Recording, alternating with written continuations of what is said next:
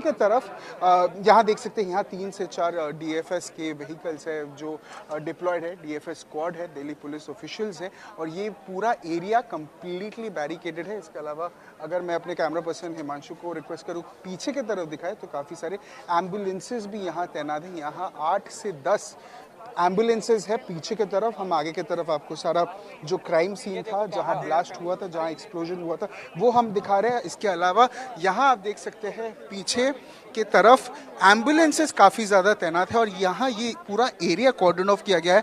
यहाँ सिर्फ media personnels है और अथॉरिटीज़ है, उनके अलावा कोई नहीं है, इसीलिए उसका हलचल भी आप देख पा रहे हो। इसके अलावा आप देख सकते हैं यहाँ 8 से 10 एम्बुलेंसेज और ये पूरा जो एरिया है, ये 2-3 किलोमीटर का जो स्ट्रेच है, ये पूरा completely cordon off, completely barricaded है। और यहाँ पीछे दाहिने की तरफ जो हम आपको दिखा रहे हैं, ये रेड फोर्ट है, ये लाल किला है जिसके पास ही ये ब्लास्ट हुआ था। उसके ऑपोजिट मंदिर भी है, बहुत ही आइकॉनिक मंदिर है। यहाँ रेड फोर्ट है और ये जो एरिया है ये कंप्लीटली कॉर्डन ऑफ है। और यहाँ इस तरफ एम्बुलेंसेस, राइट साइड में डीएफएस स्क्वाड और आगे की तरफ जहां हादसा हुआ था वो कंप्लीटली बैरिकेडेड है और वहां एफएसएल स्क्वाड, डॉग स्क्वाड और बॉम्ब स्क्वाड भी मौजूद है। जी क्या ब्रायन, क्या अब तक जो लोग डिसीज्ड हैं उनका आइडेंटिफिकेशन हो पाया? कितनों का हो पाया है? वो कहाँ के लोग हैं जो यहाँ पर क्योंकि जिस जगह ये सब हुआ है यहाँ पर दिल्ली और दिल्ली से बाहर के बहुत सारे लोग होते हैं। जी बिल्कुल, देखिए 2 आइडेंटिफिकेशन हुआ है, जो डिसीज का आइडेंटिफिकेशन हुआ है जो हमारे पास अभी तक आई है इन्फॉर्मेशन। एक अमरोहा से है और एक श्रीनिवास पुरी से है, तो 2 लोगों का आइडेंटिफिकेशन हुआ है। इसके अलावा और 8 लोग हैं, 6 लोग हैं जिनकी जान चली गई है। उसके अलावा उनके अलावा 20 ऐसे लोग हैं जो बहुत ही ग्रीवियसली, बहुत ही ख़राब तरीके से इंजर्ड है। इसके अलावा रेखा गुप्ता की जो गवर्नमेंट है, आशीष सूद भी वहाँ पहुँचे थे। उन्होंने भी सिचुएशन का जो स्टॉक लिया सिचुएशन का, वो जो विक्टिम्स हैं उनसे भी मिले। इसके अलावा अगर लाल किले की भी अगर आप तस्वीरें देखें, यहाँ भी कंप्लीट बैरिकेटिंग है। यहाँ कंप्लीटली आप देख सकते हैं 11:30 के समय इतनी ज़्यादा हलचल है क्योंकि ये ऐसा एक हादसा शायद ही बहुत साल बाद हुआ है ऐसा दिल्ली में, नेशनल कैपिटल में, और वो भी इलेक्शंस के एक दिन पहले। तो ये काफ़ी ज़्यादा अलार्मिंग है। ब्रायन, आप एकदम सही कह रहे हैं। बड़े दिनों बाद दिल्ली में आतंकवादी ऐसी छोटी वारदात करने में यहाँ पर दिखाई पड़े हैं। लेकिन ब्रायन, जो भीड़ है इस वक्त, इतनी भीड़ कभी इस इलाके में इस वक्त जब हम और आप बात कर रहे हैं, रात में 11:30 बजे का समय है, तब नहीं हुआ करती है यहाँ पर। मुझे लग रहा है कि आज रात में ही सारे जो एविडेंसेस हैं उन्हें कलेक्ट कर लिया जाएगा, जिस तरीके से काम चल रहा है इस वक्त। जी बिल्कुल, देखिए ये रात काफ़ी लंबी होने वाली है। शायद हम सबको ये बात पता है कि लाल किले की टाइमिंग्स जो है वो 5 बजे तक होती है, उसके बाद लाल किला बंद हो जाता है और ये रास्ता भी 6-7 बजे के बाद बंद हो जाता है। ये रास्ता भी एक्सेसिबल उतनी नहीं होती है। पर इस वक्त जब ये ऐसा हादसा हुआ है, 11:30 बजे हम बुलेटिन खुद कर रहे हैं, 11:32 है, 11:32 का ये टाइम है और इस समय आप देख सकते हैं, जो अगर मैं कैमरा पर्सन हिमांशु को एक पैन करने बोलूँ और विजुअल्स दिखाने बोलूँ तो आपको समझ आएगा कि कितना डेंजरस एक सिचुएशन है। क्योंकि सारे जो अथॉरिटीज़ है वो ऑन ग्राउंड है।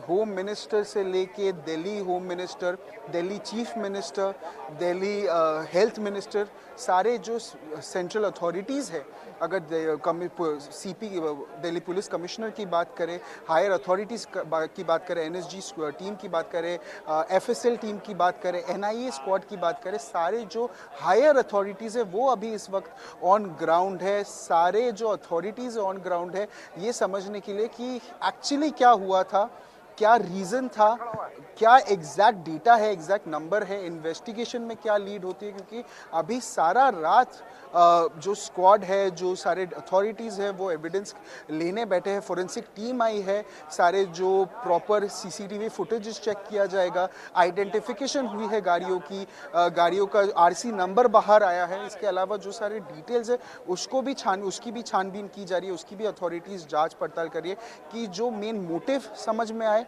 क्या हुआ था, क्यों हुआ था, कैसे हुआ था और आगे जाके ये ना हो, इससे लोगों को कैसे शांति मिले, लोगों को कैसे पीस में रहे, वो भी देखना बहुत ज़्यादा ज़रूरी है। ब्रायन, क्या एरिया जहां पर ये ब्लास्ट हुआ है उसे पुलिस अथॉरिटीज ने सैनिटाइज घोषित कर दिया है, या फिर अभी भी सस्पिशन बरकरार है कि क्या पता यहां पर कुछ ऐसा हो जो और प्रॉब्लम कर सके? क्या सैनिटाइज्ड है एरिया वो? जी बिल्कुल, देखिए अभी तक हाँ सैनिटाइज किया जा रहा है। अथॉरिटीज़ जैसे मैंने बोला था 4 से 5 ऐसे हैवी अथॉरिटीज़ है। मैं कैमरा पर्सन हिमांशु को भी रिक्वेस्ट करूंगा वो आगे जाके हमको तस्वीरें दिखाए। ये एरिया हाँ सैनिटाइज किया जा रहा है क्योंकि सारे जो बड़े अधिकारी है, ऑफिशियल्स है, एनआईए, एनएसजी, एफएसएल, फॉरेंसिक, सारे जो टीम्स है वो अंदर है, वो प्रॉपरली ये तैनात करें कि हर चीज़ प्रॉपर हो, इन्वेस्टिगेशन सही से हो। सैनिटाइजेशन का भी जो प्रोसेस है वो भी कम्प्लीटली चल रहा है, अच्छे तरीके से चल रहा है। और जो इन्वेस्टिगेशन है वो भी दिल्ली पुलिस के द्वारा, एनएसजी के द्वारा, एनआईए टीम्स के द्वारा किया जा रहा है। अगर ये सारे जो विजुअल्स भी आप देख सकते हैं, ये सारा रात अभी चलेगा ये इन्वेस्टिगेशन, क्योंकि आप देख सकते हैं आगे भी जो प्लेसेस है वो कॉर्डन ऑफ किया गया जा रहा है। फॉरेंसिक टीम पिक्चर्स ले रहे हैं।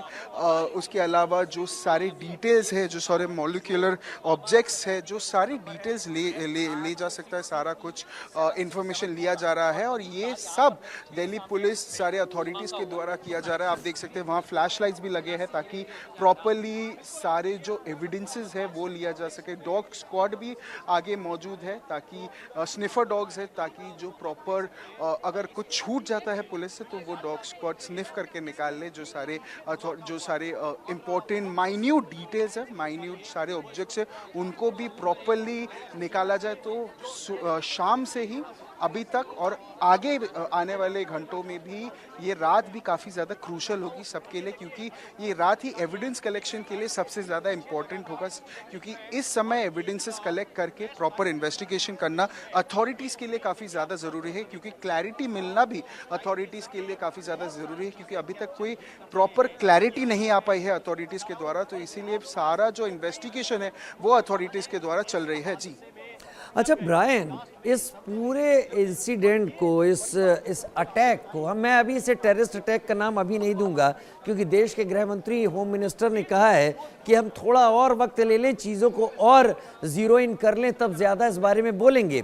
लेकिन ये कार में जिस जगह पर आकर ब्लास्ट हुआ, क्योंकि दिल्ली पूरी तरीके से अब सीसीटीवी से कवर्ड है, क्या रिवर्स उस पूरे ट्रेल को देखा जा रहा है कि ये कार आखिर कहां कहां से होती हुई यहां लाल किले मेट्रो स्टेशन के नज़दीक इस रेड लाइट तक पहुंची है? तो शायद ये पता चल पाएगा कि कार ने अपनी जर्नी कहां से शुरू की थी। जी बिल्कुल, देखिए ये काफ़ी ज़्यादा ऑब्वियस इन्फॉर्मेशन है, क्योंकि जैसे हम बात भी कर रहे हैं कि कार की आइडेंटिफिकेशन हुई है, कार के आरसी डिटेल्स बाहर आई है, कार का जो ओनर है, प्रीवियस ओनर, नेक्स्ट ओनर, उसके बाद वाला ओनर, क्योंकि गाड़ी ओखला तक गई है, ओखला के बाद अंबाला तक गई है। गुरुग्राम पुलिस, अंबाला पुलिस ने भी ये कंफर्म किया है। तो गाड़ी की जो जर्नी भी है उसको भी प्रॉपरली ट्रेल, जो जैसे आप बता रहे हैं, ट्रेल को भी आइडेंटिफाई किया जा रहा है, क्योंकि जैसे ये एरिया काफ़ी ज़्यादा आइकॉनिक है। एक ये वीवीआईपी एरिया भी बताया जाता है। लाल किला एक आइकॉनिक एरिया है, यहाँ सारे जो इम्पोर्टेंट फंक्शंस होते रहते हैं, तो ये बहुत ज़्यादा इंपॉर्टेंट है। अभी ट्रेल देखा जा रहा है, गाड़ी की आइडेंटिफिकेशन हो रही है, क्योंकि अभी देखिए ब्लेम गेम भी चल रहा है कि अगर सलमान की बात करें, वो बता रहे हैं कि उन्होंने किसी और को बेचा, देवेंद्र बता रहे हैं उन्होंने किसी और को बेचा, तो ये कहीं ना कहीं एक ब्लेम गेम भी चल रहा है। अब दिल्ली पुलिस इन्वेस्टिगेशन कर रही है कि एक्चुअल ओनर कौन था, लास्ट ओनर कौन था, किसके पास गाड़ी था, कौन रिस्पॉन्सिबल था। ये सारे आइडेंटिफिकेशन जो आई विटनेस है, आई विटनेस से भी ब्रायन ब्रायन ब्रायन ये आपने बड़ी अच्छी बात यहाँ पर की। यही बात मैं आपसे एक बार रखना चाहता हूँ कि अगर कोई भी गाड़ी अगर सेल करता है कोई भी, तो उसकी जिम्मेदारी होती है कि वो रोड ट्रांसपोर्ट ऑफिस में, आरटीओ में जाकर ओनरशिप को चेंज करवाए। अगर ये चेंज नहीं करवाई गई और दो बार नहीं चेंज करवाई गई, तो क्या एजेंसीज इसके पीछे कोई इंटेंशन देख रही हैं, इंटेंशनली किया गया है ऐसा कि ये ओनरशिप चेंज ही नहीं करवाई गई, जबकि ओनरशिप चेंज करवाना कानूनन जरूरी है, लीगली जरूरी है? बहुत ही ज़्यादा ज़रूरी है। अगर आप लीगली गाड़ी किसी को बेचते हो, गाड़ी किसी को देते हो, तो ये बहुत ज़्यादा इम्पोर्टेंट है कि आइडेंटिफिकेशन प्रॉपरली हो। इसके अलावा आप देख सकते हो फोरेंसिक टीम की भी ऑफिशियल आगे जा रहे हैं, जिससे हम इंफॉर्मेशन भी शेयर कर रहे हैं। हम आपको जो विजुअल्स है उसकी भी थोड़ी इंफॉर्मेशन देते रहे। हाँ, जैसे अगर सब बता रहे थे कि सलमान ने अपने इन्वेस्टिगेशन में जब इंटरोगेशन हो रहा था, उन्होंने ये कहा था कि उन्होंने जो सारे डॉक्यूमेंट्स है, अगर कार की जो सेल ऑफ की सारी डिटेल्स है वो गुरुग्राम पुलिस को दिया है। इन्होंने ये भी कहा है कि देवेंद्र ने ये गाड़ी किसी और को अंबाला में बेची गई है, पर हाँ, आरटीओ के द्वारा आइडेंटिफिकेशन या प्रॉपर किसी और के नाम, अगर आप किसी को गाड़ी बेचते हो उसके नाम पे गाड़ी करना बहुत ज़्यादा ज़रूरी है, क्योंकि जो सारे इंश्योरेंस के जो प्रॉब्लम्स है, जो सारे लोन के अगर प्रॉब्लम्स है, वो सारे किसी और के नाम पे ट्रांसफ़र होना भी बहुत ज़्यादा ज़रूरी है। इसके अलावा भी अगर आप विजुअल्स देखिए, ये पूरा इंटायर जो प्लेस है, वो पूरा जो जगह है वो प्रॉपर्ली बैरिकेडेड है। अब पुलिस इसके अलावा आई विटनेस जो है उनसे भी इन्वेस्टिगेट कर रही है, उनसे भी इंटरोगेट कर रही है कि उन्होंने क्या देखा, उनके आई विटनेस में उनके आंखों में क्या, उन्होंने क्या रजिस्टर किया। अगर कोई माइन्यूट डिटेल है जो सीसीटीवी में कैप्चर नहीं हुआ, तो उन्होंने एग्जैक्टली क्या देखा। ये सारी जो पहलू है, ये सब पहलू में बातचीत हो रही है, सारे पहलू में इन्वेस्टिगेशन हो रही है, और सारे जो एविडेंस भी है वो भी शाम से अभी तक चल रही है। इसके अलावा आप देख सकते हैं यहाँ ही 20 से 30 ऑफिशियल्स है अलग अलग डिपार्टमेंट के। यहाँ एक टेम्परेरी शेल्टर, टेम्परेरी टेंट भी बनाया गया है, ताकि जो सारे इंफॉर्मेशन बॉक्सेस है वो कलेक्ट करके एक सेफली उनके गाड़ी में, उनके वैन्स में लिया जाए, और वो प्रॉपरली फोरेंसिक लैब्स में लिया जाए, ताकि इन्वेस्टिगेशन भी साथ साथ हो। तो सारा जो टीम है 24/7 काम कर रही है, और जैसे हम बता रहे थे, ये रात भी काफ़ी लंबी होने वाली है। वाकई रात काफ़ी लंबी होने वाली है, जैसा ब्रायन थॉमस हमारे संवाददाता जो लगातार मौजूद हैं। ब्रायन, मैं देख पा रहा हूँ आप बहुत नज़दीक हैं उस जगह से जहाँ इन्वेस्टिगेशन इस वक्त हो रही है। मुझे लगता है कि इस वक्त कोई भी एजेंसी इस जगह को बिना गार्ड के नहीं छोड़ना चाहेगी, क्योंकि अभी जो चीज़ मिल जाएगी वो कुछ देर बाद शायद ना मिल पाए। मेरे ख्याल से यहाँ पर केवल फोरेंसिक के लोग हैं या हर एजेंसी से जुड़े हुए, जिसमें दिल्ली पुलिस स्पेशल सेल भी हो सकती है, एनआईए भी हो सकती है, या फिर एनएसजी के लोग भी हो सकते हैं, सभी मौजूद हैं? जी बिल्कुल, देखिए सारे जो हैवी अथॉरिटीज़ है वो यहाँ मौजूद है, क्योंकि फर्स्ट जो पहली 3-4 घंटे एविडेंस कलेक्शन के लिए सबसे ज़्यादा क्रूशल है। इस वक्त जो आपको सारे एविडेंसेस मिलेंगे वो आपके इन्वेस्टिगेशन के लिए काफ़ी ज़्यादा इंपॉर्टेंट हो सकते हैं। इसके अलावा जैसे आपने बताया, जी हाँ, एनएसजी कमांडोज, एनआईए स्क्वाड, उसके अलावा dog squad, bomb squad, Delhi police officials, सारे जो हायर अथॉरिटी ऑफिशियल्स है, डीएफएस स्क्वाड है, पीसीआर वैन्स है, एम्बुलेंसेज है, फोरेंसिक टीम है, जैसे हम दिखा रहे हैं फोरेंसिक टीम सारे एविडेंस कलेक्ट कर रही है। इसके साथ साथ जो एविडेंसेस, जो कलेक्शन बॉक्सेस है, वो उनके लैबोरेटरी में जा रहे हैं, ताकि प्रॉपरली इन्वेस्टिगेशन, साथ साथ इन्वेस्टिगेशन हो, साथ साथ प्रॉपर चेकअप्स हो। इसके अलावा टेम्परेरी शेल्टर भी बनाए गए हैं ऑफिशियल्स के द्वारा। वहाँ पूरा जो एरिया है प्रॉपरली लिट है, प्रॉपरली लाइटन अप किया गया है, फ्लैशेस लगाए गए हैं कि कुछ ना छूटे। छोटे से छोटा, बारीक से बारीक जो एविडेंसेस है वो पुलिस के द्वारा, वो एजेंसीज के द्वारा कलेक्ट किया जाए। और ये बहुत ज़्यादा इंपॉर्टेंट होने वाला है, बहुत ज़्यादा क्रूशल होने वाला है, ये आइडेंटिफाई करने के लिए कि मोटिव क्या था, क्या ये आईईडी ब्लास्ट था या कुछ और था, क्या कंफर्मेशन हो सकती है। सीसीटीवी फुटेजेस देखा जा रहा है, जैसे आपने बताया ट्रेल, गाड़ी की जो ट्रेल है वो समझाया जा रहा है, वो अंडरस्टैंडिंग प्रोसेस में है। एक प्रॉपर इन्वेस्टिगेशन भी चल रही है। पूरा जो एरिया है आप देख सकते हैं दिल्ली पुलिस के द्वारा कॉर्डन ऑफ किया गया है। इसके अलावा अलग से बाउंड्री किया गया है, जो प्रेस, जो मीडिया पर्सनल्स है उनके लिए एक प्रॉपर बैरिकेडिंग किया गया है कि हम आगे ना जा पाए। और उसके अलावा आगे सारे जो ऑफिशियल्स हैं, हम आगे भी देख सकते हैं। यहाँ अगर लेफ्ट की तरफ मैं अपने कैमरा पर्सन हिमांशु को रिक्वेस्ट करूँ तो वहाँ फॉरेंसिक टीम की भी 2 ऑफिशियल्स मौजूद है। आगे की तरफ सारे दिल्ली पुलिस के सीनियर अधिकारी, सीनियर ऑफिशियल्स भी है। जो सीपी थे वो भी आए थे स्टॉक लेने सिचुएशन के, एलएनजीपी भी गए थे। सो सारे जो हायर अथॉरिटीज़ है वो ऑन ग्राउंड है, ये समझने के लिए कि एक्चुअल मोटिव क्या था और रीज़न क्या था। जी अच्छा, जो आप देख पा रहे हैं इस वक्त ब्रायन, क्योंकि आप सबसे नज़दीक हैं, फर्स्ट हैंड इंफॉर्मेशन आप आंखों से इस वक्त उस जगह को देख पा रहे हैं, कुल कितनी गाड़ियां इस ब्लास्ट की चपेट में आई हैं? उसमें ई रिक्शा भी हो सकते हैं या दूसरी कारें भी हो सकती हैं। कुल कितने व्हीकल चपेट में आए हैं जो जल गए, खाक हो गए? जी बिल्कुल, देखिए ये इन्फॉर्मेशन के अलावा एक और नई जो लेटेस्ट इन्फॉर्मेशन या ब्रेकिंग हमारे पास आई है, और ये दिल्ली पुलिस सोर्स से हमको ये पता चला है कि जो कार एक्सप्लोड की गई है वो लास्टली तारिक, जो पुलवामा JNK के एक रेसिडेंट है, उनको सेल आउट किया गया था, उनको बेचा गया था। जैसे हम बात कर रहे थे कि इवेंचुअली पहले जो गाड़ी जिनके पास था उनसे देवेंद्र के पास गया था, पहले सलमान के पास था, सलमान से देवेंद्र के पास गया था, देवेंद्र से अंबाला तक गया था। उसके बाद अभी ये इन्फॉर्मेशन सामने आ रही है दिल्ली पुलिस सोर्स से कि लास्टली जो गाड़ी एक्सप्लोड हुई थी, जो I-20 थी, वो तारिक पुलवामा, जम्मू एंड कश्मीर के जो पुलवामा है उनके रेसिडेंट है। ये लेटेस्ट ब्रेकिंग हम आपको, हमारे दर्शकों को बता रहे हैं। जी आपको बने रहिए आप हमारे साथ। बड़ी खबर का रुख कर लेते हैं। इस वक्त आ रही बड़ी खबर का रुख, और ये बड़ी खबर अपने आप में वाकई बहुत बड़ी है। दिल्ली धमाके का पुलवामा कनेक्शन आया सामने। धमाके में इस्तेमाल कार को लेकर बड़ा खुलासा। जिस गाड़ी में धमाका पुलवामा के तारिक को बेची गई, कार खरीदने बेचने में फर्जी कागजों का इस्तेमाल हुआ। फरीदाबाद की एक कंपनी पुरानी कार बेचती है। दिल्ली धमाके का पुराना पुलवामा कनेक्शन भी सामने आया है, जो पता चल पा रहा है इस वक्त।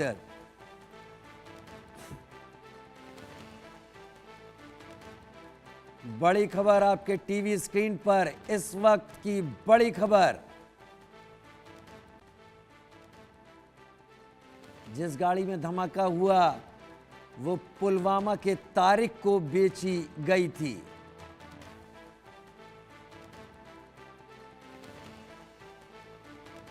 धमाके में इस्तेमाल कार को लेकर बड़ा खुलासा। ब्रायन मेरे साथ इस वक्त जुड़े हुए हैं। ब्रायन, ये खबर भी अब हमने अपने दर्शकों को दे दी। इसका मतलब मैं ये समझ सकता हूं ब्रायन, जो तेजी आप इस वक्त अपने आसपास देख पा रहे हैं, उससे कहीं तेजी से इस वक्त इन्वेस्टिगेशन दौड़ रही है।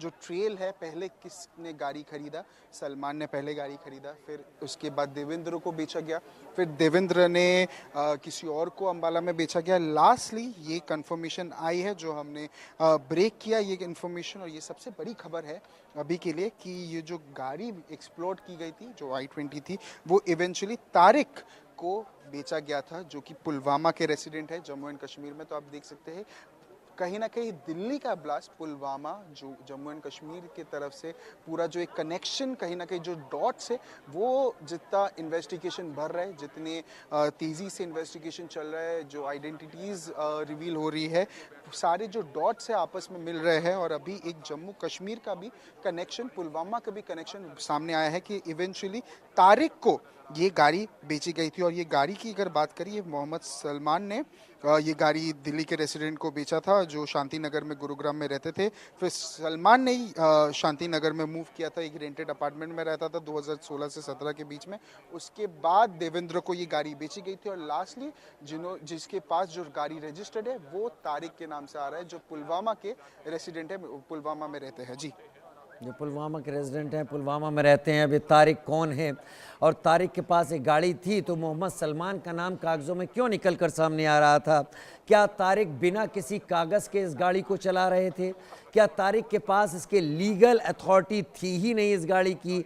लेकिन तारिक की ये गाड़ी अगर तारिक के पास थी ब्रायन, बड़ी बात यह कि पुलवामा में अगर इस गाड़ी को बेच दिया गया था तो ये दिल्ली कब आई? अब ये भी ट्रेल क्योंकि हाईवे से आई होगी तो हाईवेज का CCTV में रिकॉर्ड हुई होगी, लेकिन ये कब गाड़ी आ गई? यानी ब्रायन, मैं जो समझ पा रहा हूँ, अगर मोटी मोटी चीज़ें समझ रहा हूँ इसमें, कि तारिक ने भी इस गाड़ी के पेपर चेंज नहीं कराए और तारिक इस गाड़ी का इस्तेमाल करता रहा, तो इस गाड़ी को लगता है बहुत पहले ही आज के ब्लास्ट के लिए तैयार करके लाया जा चुका था।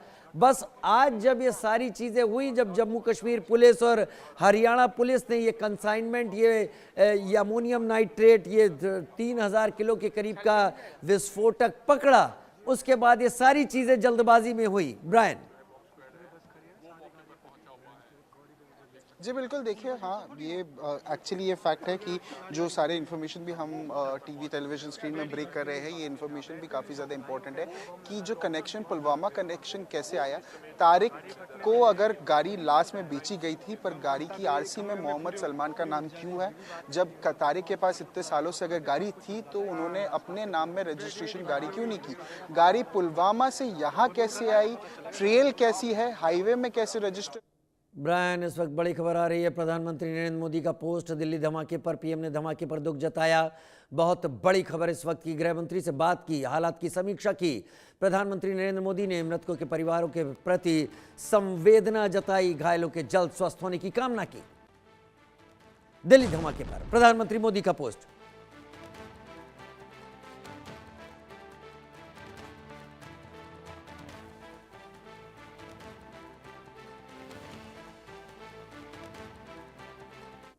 एक छोटा सा ब्रेक, लगातार अपडेट आपके सामने हम पहुंचाते रहेंगे।